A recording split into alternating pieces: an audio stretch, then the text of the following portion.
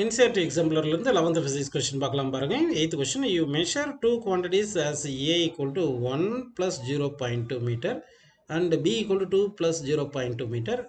We should report correct value for AB ன்னு கேட்டிருக்காங்க. அப்படின்னா இந்த root of AB தானே கேட்டிருக்காங்க. இந்த root of AB xன்னு வச்சுக்கிட்டோம்னா நமக்கு என்ன கண்டுபிடிக்கணும்? X is equal to இந்த measured value plus delta x கண்டுபிடிக்கணும். ஓகேங்களா? இந்த x நாட்ன்றதான் root ABன்னு வச்சுக்கலாம். ஓகேவா? சரிப்பா. இப்போ ரூட் ஆஃப் ஏ எவ்வளோ கொடுத்துருக்காங்க? ஒன்றுன்னு கொடுத்துருக்காங்க. பி எவ்வளோப்பா கொடுத்துருக்காங்க? டூன்னு கொடுத்துருக்காங்க. ஸோ 1 into 2 ரூட் டூன்னு வருது. ரூட் வந்து 1.414. நமக்கு 2 சிக்னிஃபிகண்ட் இல்லதுனால 1.4ல் எழுதிக்கலாம். அப்போ இதுதான் root of A into B வந்து 1.4 வந்துருச்சு. இப்போ வந்து ஃப்ராக்ஷனல் எரருக்கு என்ன ஃபார்முலா பார்த்தீங்கன்னா, fractional error equal to power times of power எவ்வளோ? ரூட் ஏபி, ரூட் என்ன 1/2 into sum of fractional error delta A by A plus delta B by B அப்படின்னு போட்டுக்கணும். ஓகேங்களா? ஸோ இந்த எக்ஸை இந்த பக்கம் கொண்டு வந்துடுவோம். அப்போ டெல்டா எக்ஸ் கிடைக்கும். அப்போ டெல்டா எக்ஸ் இஸ் ஈக்குவல் என்ன வரும் சொல்லுங்க? 1/2 இன்ட்டு டெல்டா ஏ. டெல்டா ஏ எவ்வளோ? 0.2 கரெக்டுங்களா? 0.2 டிவைட் பை ஏ எவ்வளோ? 1ன்னு சொல்லியிருக்காங்க. 1.0 ப்ளஸ் டெல்டா பி எவ்வளோ? 0.2பா. அப்போ 0.2ன்னு போட்டுட்டு டிவைட் பை பி எவ்வளோ? 2ன்னு கொடுத்துருக்காங்க. இன்ட்டு எக்ஸ் எவ்வளோ கண்டுபிடிச்சோம்? 1.4ன்னு கண்டுபிடிச்சிருக்கும். ஓகேங்களா? இது வந்து நம்ம இப்போ சிம்ப்ளை பண்ணிங்கன்னா சிம்ப்ளை பண்ண என்ன கிடைக்கும் பார்த்தீங்கன்னா 0.212ன்னு வரும். இதை வந்து நம்ம என்ன பண்ணலாம்? டெசிமலுக்கு அப்புறம் ஒரு சிக்னிஃபிகண்ட் வர மாதிரி எடுத்துக்கலாம். ஏன்னா எல்லா எரர்லையும் டெசிமலுக்கு அப்புறம் ஒரு சிக்னிஃபிகண்ட் தான் இருக்குது. அப்படி எடுத்தோம்னா 0.2ன்னு எடுத்துக்கலாம். ஓகேங்களா? ஸோ அப்படின்னா ஆன்சர் என்ன வரணும் பாருங்கள். டெல்டா எக்ஸ், அதாவது சாரி எக்ஸ் எழுதணும். எக்ஸ் ஈக்குவல் என்னது? Root AB plus error delta எக்ஸ்ன்னு போட்டுக்கலாம். ரூட் ஏபி என்ன வந்தது? 1.4 கரெக்டுங்களா?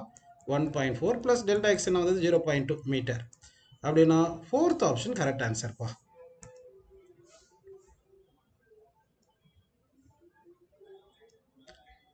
நெக்ஸ்ட் கொஸ்டின் பார்க்கலாம் பாருங்க.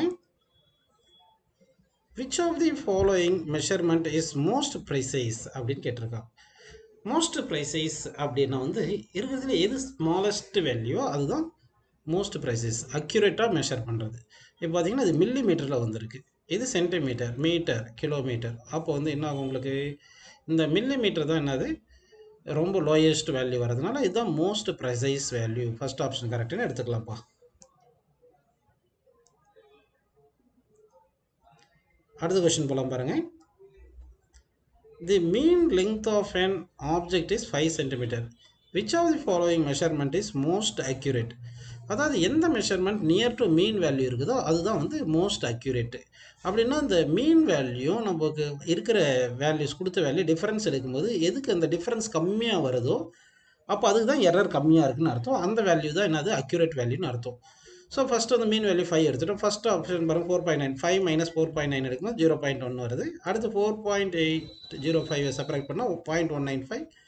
அடுத்து 5.25க்கு செப்பரேட் பண்ணால் 0.25. லாஸ்ட் வந்து 5.4 செப்பரேட் பண்ணும்போது 0.4 கிடைக்குது. கரெக்டுங்களா? அப்படின்னா இதில் வந்து நமக்கு 0.1 சென்டிமீட்டர் தான் லோயஸ்ட் வேல்யூ. அப்போ எரர் வந்து இதில் தான் கம்மியாக இருக்கும். அப்போ இந்த ரீடிங்க்கு தான் வந்து என்னது 4.9 தான் அக்யூரேட் வேல்யூவாக இருக்குன்ட்டு நம்ம ஃபஸ்ட் ஆப்ஷன் கரெக்டுன்னு எடுத்துக்கலாம்ப்பா.